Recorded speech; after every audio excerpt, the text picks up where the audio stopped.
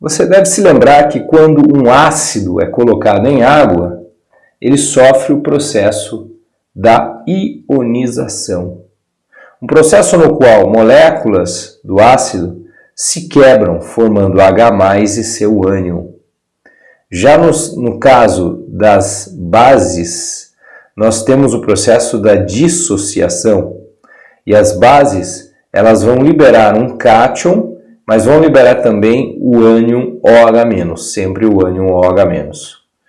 Isso vai nos levar, então, a um conceito muito importante da química, que é o conceito de pH. Existem maneiras simples de se falar do quanto intenso um ácido é e do quão intensa uma base é. Essa maneira de se falar da força de ácidos e bases, ela é uma maneira qualitativa, mas não é profunda.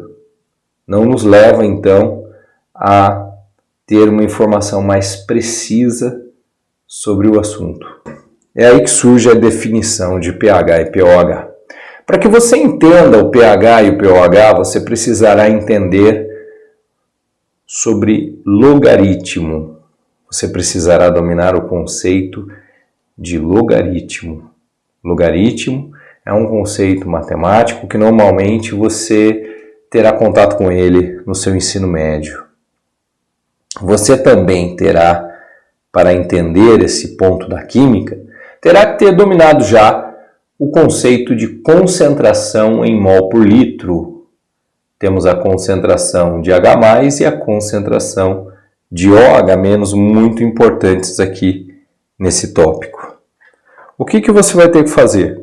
Aplicar essas fórmulas que estão aqui diante de você, para que você possa chegar no pH e no pOH. E de que maneira é feito isso? Veja só, se você tem um ácido colocado em água, esse ácido tem uma concentração de H+ e uma concentração de OH-. De onde vem isso? Esse ácido, ao ser colocado em água, sofre ionização e aí surge a produção de íons H+. Esses íons H+ que ele possui estão ali na solução e existe uma quantidade deles por cada litro da solução. É aí que está a concentração de H+. Da mesma maneira, uma base, no momento que uma base dissocia, existe uma quantidade de íons OH- que ficará em solução.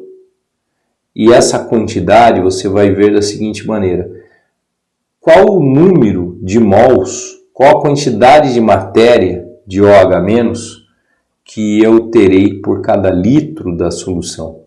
Então, uma vez definido isso, eu terei a concentração de OH-. O cálculo mais preciso do pH e do pOH, ele nos leva a um conhecimento mais profundo da solução que estamos lidando.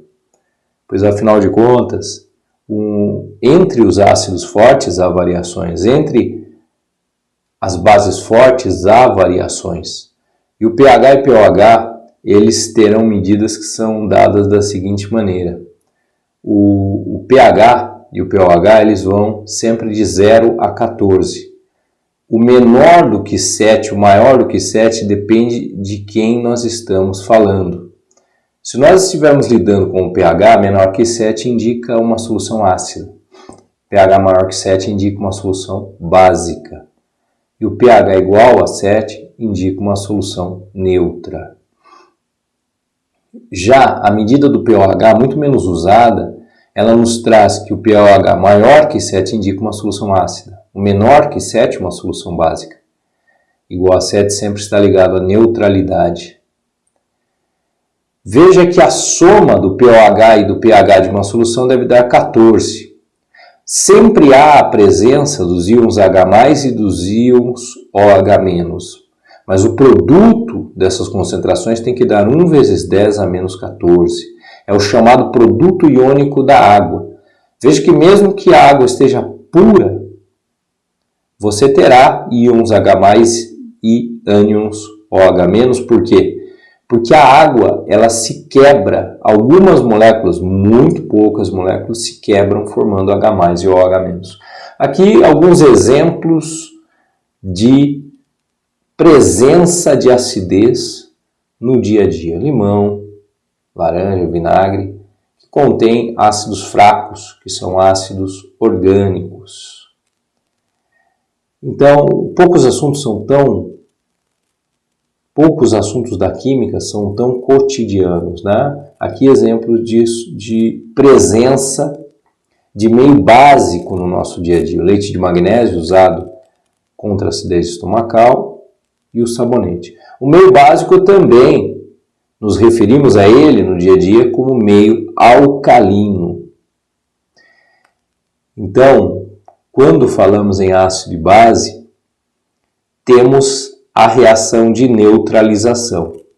Um neutraliza o outro. Quando um ácido é colocado diante de uma base ou vice-versa, ocorrerá uma reação onde um neutralizará o outro. Será formado sal e água.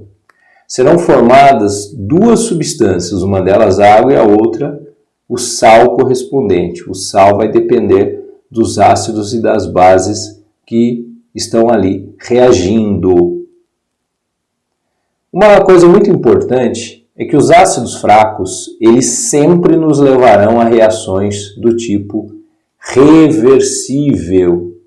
E uma reação, quando ela é reversível, nós temos aqui a seguinte situação.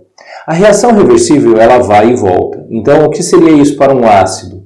Os seus íons formados podem se juntar para voltar a ser o ácido não dissociado.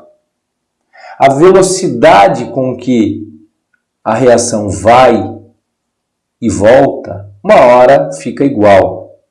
Chega um momento que a velocidade de ida e de volta se igualam.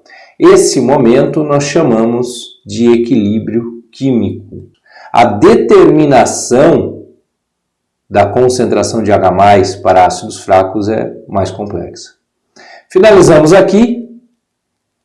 Agora cabe a você, para entender esse assunto, primeiramente estudar concentração em mol por litro. Eu vou te deixar também uma playlist aqui. E se você gostar da ideia, siga num aprofundamento sobre equilíbrios químicos.